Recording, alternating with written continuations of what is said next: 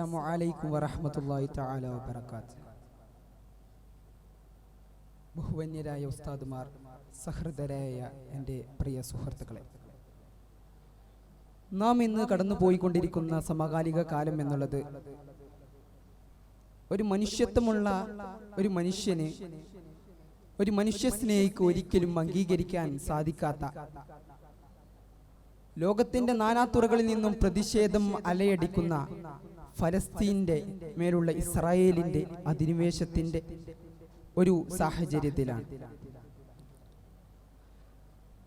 ഈ ഒരു കാലത്തും ഇസ്രായേൽ എന്ന അധിനിവേശ രാഷ്ട്രത്തെ അനുകൂലിക്കുന്ന ധാരാളം പത്രമാധ്യമങ്ങളും രാജ്യങ്ങളും നിലവിലുണ്ടെന്ന് നമുക്കറിയാം.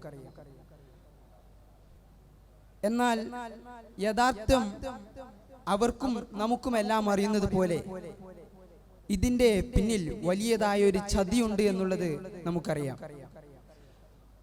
നാം ചരിത്ര പാഠപുസ്തകങ്ങളിൽ പഠിച്ചിരിക്കും,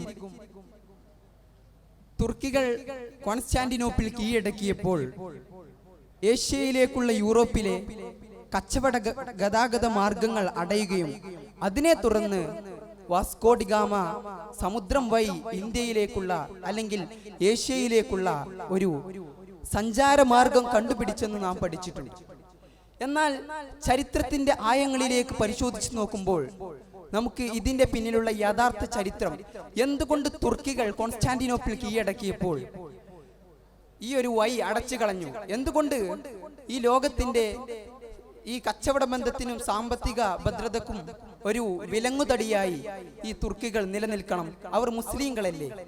ഈ ഒരു ചരിത്രം നമുക്ക് പഠിച്ചു നോക്കുകയാണെങ്കിൽ നമുക്ക് മനസ്സിലാകും, അന്നത്തെ കത്തോലിക്ക സഭയുടെ തലവനായിരുന്ന പോപ്പ് അർബൻ രണ്ടാമന്റെ നിർദ്ദേശപ്രകാരം അന്ന് കുരിശ് യുദ്ധങ്ങൾ നടന്നുകൊണ്ടിരിക്കുന്ന ഒരു സമയമാണ്. ആ സമയത്ത് അവർ പോപ്പ് അർബന്റെ നിർദ്ദേശപ്രകാരം കോൺസ്റ്റാന്റിനോപ്പിളിൽ ജൂതന്മാർ അധിനിവേശം നടത്തി.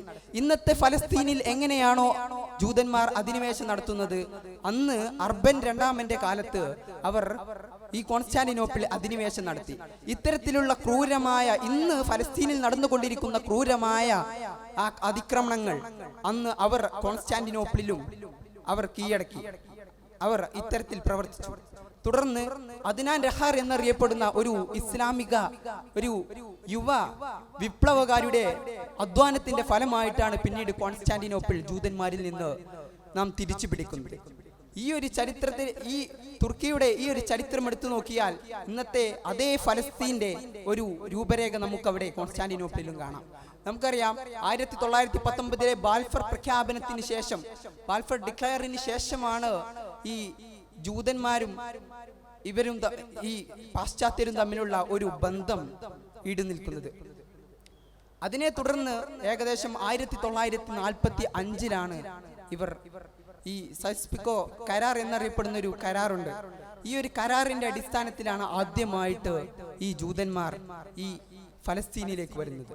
തുടർന്ന് നടന്ന ഒന്നാം നഖബയും രണ്ടാം നഖബയും ഫലസ്തീനികളെ അതിക്രൂരമായിട്ട് അവരുടെ ജന്മദേശത്ത് നിന്ന് ആട്ടിയൊടിക്കുന്ന ഒരു രംഗമാണ് ആ നഖബുകളിലൂടെ നാം കണ്ടത്.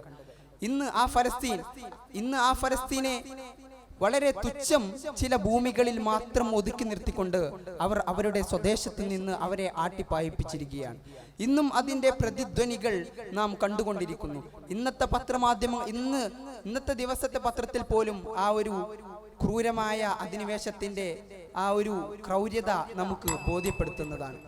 അപ്പോ ഞാൻ പറഞ്ഞു വന്നത്, ഈ ജൂതന്മാരുടെ ഈ ഒരു അധിനിവേശം അത് ഈ അടുത്ത കാലത്തുണ്ടായതല്ല, അത് അവരുടെ പാരമ്പര്യമാണ്. അവർ അവരുടെ നബിമാരോട് കാണിച്ച ക്രൂരമായ ചതി, വഞ്ചന, അവരുടെ സ്വന്തം സമുദായത്തിന്റെ പ്രവാചകന്മാരോട് പോലും കാണിക്കാൻ തയ്യാറാവാതിരുന്ന നീതികേട് ഇന്നും അവർ ചെയ്തുകൊണ്ടിരിക്കുന്നു എന്നുള്ളതാണ്. ഇത്രയും പറഞ്ഞുകൊണ്ട് എൻ്റെ വാക്കുകൾ ഞാൻ അവസാനിപ്പിക്കുന്നു.